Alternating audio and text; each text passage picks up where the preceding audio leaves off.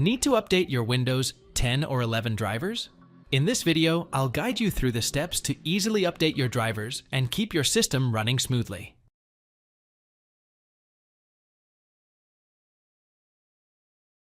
Press Win+R to open the Run window and type the command devmgmt.msc.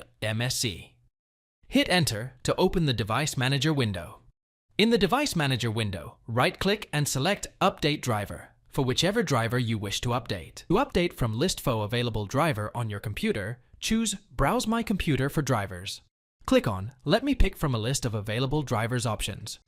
Now, select Suitable Driver from the list and click Next. To update driver online, just click on Search automatically for drivers. Now, it will auto-search online and update your driver.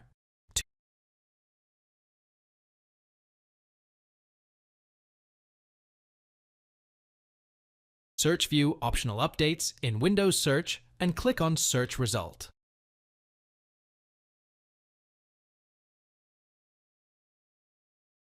Now, select optional driver updates available for your system. Click on Download and Install.